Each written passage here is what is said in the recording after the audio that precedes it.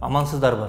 Бүгін сіздерге иликтүү эмес, ар бирибиз кабылып калар, көңүлгө көк таштай тийген көйгөйдү көрсөтүүнү эп көрдүк. Баса, эл көйгөйү ачык айтылып, жеринен чагылдырылышын каалайсызбы? Анда биздин Patreon'га катталыңыз. Сиздин колдооңуз орчундуу маселелерди козгоого көмөк болот.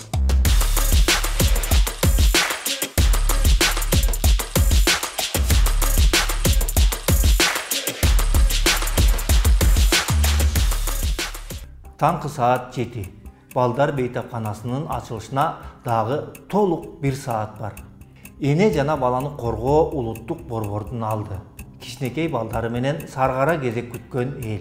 Алыстан үмүтүн артып келген дарыгерге көрүнүү тозоктун отунан кечип өткөндөй. Кезекти башаламан кылбоо үчүн демилгени ата-энелер өздөрү колго алган. Тагыраагы колуна бара калып, келгендердин аты жөнүн жазып бирөө турат. Өз кезеги жеткенде башкага өткөрүп берет. Ким жазып атат? Канчанчы болду акыркы очередь? 96, 97, 98, 99 киши болду ушу, Саат 7:30га карата тизмедегилердин саны 100дөн ашканына күбө болдук. 3 күн болду келгениңизге. Каяктан келдиңиздер? Жалалабадтан келдик. Жалалабадтан келип, 3 күнөн бери эмне болуп жете албай атасыз? 15. Иә. Очередь азыр канчанчы болдуңуз? 103. 3 күндөн бери көрүнүп атасызбы же очередь жетпей кетип калып атасызбы? 1 күн очередь жетпей кетип калдым. Убакыт сааты жетип, кезектин алдыңкы катарынан 20 адам киргизилди. Алар каттоочудан талон алган турушат. Биз аларга суроо узаттык.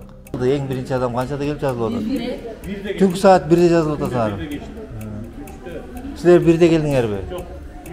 5де келдим. Мен 6да келдим. Бизде эми алыстан келгендерге оор эле болуп калат да. Биз мисалы үчүн Көлдөн келдик, Ак Суу районунан. Канча күн болду келгениңизге?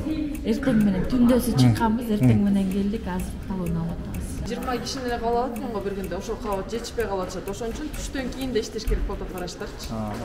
Алар түшкө чейин иштейт бекен? Түшкө чейин деп атышат, Саат 8:30дарда хирургия бөлүмүнүн башкы дарыгери менен регистратурага түштүк. Ал жерде дале эл котолойт.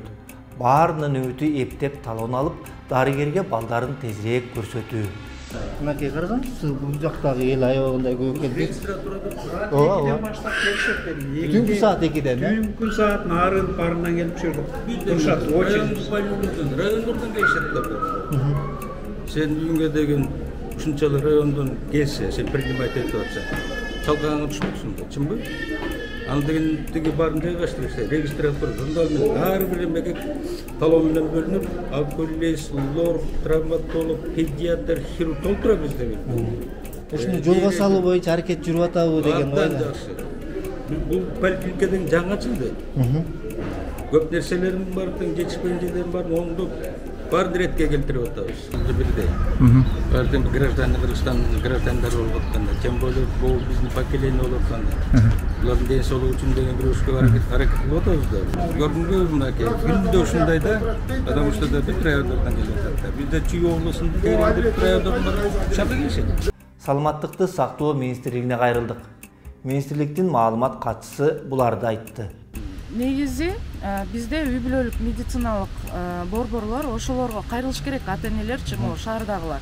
Эгер ошол жерден анан кийин направление берип, биз бул жерден ЦСМден жардам көрсөтө албайбыз дегенде направлениени алат, анан ошондо барат да. А бизде көбүнчө көбү нерселе получается, что ата-энелер балдарды алып эле сразу ошол жака барат.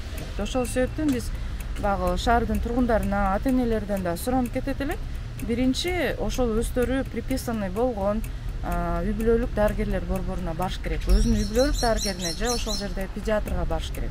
Белгилей кетүүчү жагдай, биз таң эрте барган Жал микрорайондагы бейтапканада кезекте тургандардын дээрлик баардыгы аймактардан келгендер экенине күбө болгонбуз. А маселени кантип чечүү керектигин берүүбүздүн башында укканбыз. 20 кишини эле кабыл алатмын го бергенде, ошол кабат жетишпей калып атышат. Ошон үчүн түштөн кийин да иштеш керек болуп атат. Дарыгерлердин айрымдары интервью бергенден баш тартты. Анткени интервью берүү үчүн саламаттыкты сактоо министрлигинин уруксаты керек экен.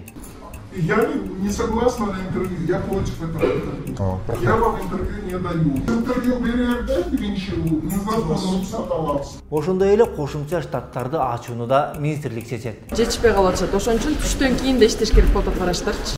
А муну саламаттык сактоо министрлиги жөп-жөнөкөй эле чечип койсо болоруна көзүбүз жетип турат. Маселен, биздин сунуш. Ошол эле Жал Кичи районундагы эне жана баланы коргоо борбору бейтаптарды кабыл алууну түштөн кийин да улантуу үчүн 20 дарыгерди жумушка алсын деп коелу. Ошондо алардын ар бирине кеминде 30 000 сомдон айлык чегерсе кантип болбосун? Бул өтө реалдуу мүмкүнчүлүк. 20 дарыгерге ай сайын болжол менен 600 000 сомдон каражат кетет. Аны 12 айга көбөйтсөк 7 миллион 200 000 сом бюджеттен бөлүнүшү керек. Эгер ушул сумманы долларга которсок, болжолдуу 90 000 доллар болот экен. 90 000 доллар деген бир Land Cruiser 300 автоунаасынын эле баасы. Болбосо Глазго же Пекинге жалдаган VIP самолеттун ижара акысынын жарым баасы. Соттордун бир эле үйүнүн баасына тете каражат 20 дарыгердин 9 жылдык эмгек акысы. Карапайым калктын 9 жыл көйгөйсүз тейленүүсү камсыз болот экен. Демейде аттарын атабай президентибиз уча турган самолетко УКМКнын үй курулуштарына миллиондогон акчаларды жөн эле самандай чачып белек кылган жашыруун спонсорлор мындайда табылабы? Ошол капчыктуулар жашыруун жардамдарын келечек ээлеринин ден соолугун коргоого, мүшкүлү оор дарыгерлердин маянасына жумшаса гана. Биздин команда эмне үчүн коррупция менен күрөшүүнү колго алганын маанисин түшүнүп атасыздарбы?